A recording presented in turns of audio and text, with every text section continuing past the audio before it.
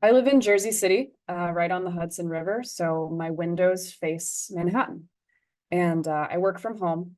So I actually heard it before I saw it.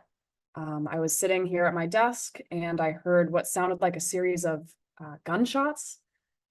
It was a very loud, repetitive sound in the air. So I looked out my window right here and I saw a helicopter falling to pieces. And I watched multiple pieces splash down into the river below.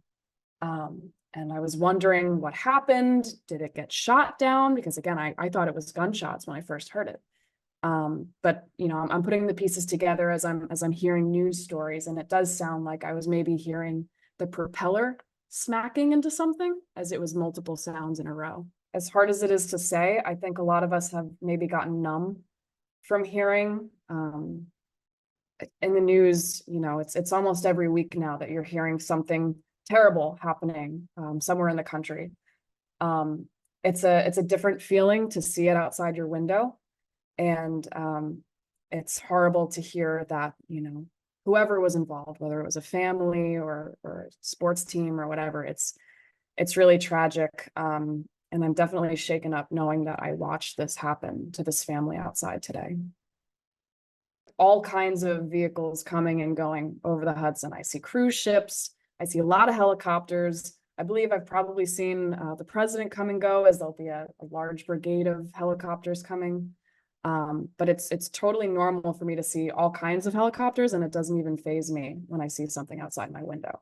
But it was the sounds of it was what alerted me that something was not right. This could have been an even greater tragedy had the helicopter been slightly further over, or had the wind been slightly stronger. So in the face of the tragedy, I'm grateful that nobody else was injured. But you know, you hate to see something like this happen at all. But it was the vicinity to, you know, it being an even larger level of destruction was something that definitely stuck with me.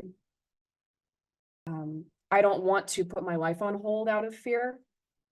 At the same time, I do want to stay informed, and I want to continue to advocate for our government to be looking into this sort of thing and making sure that we're doing everything that we can to prevent it. At the same time, I don't want to put my life on hold, so I'm going to continue to fly and just make sure I'm doing everything I can to keep myself and my family safe.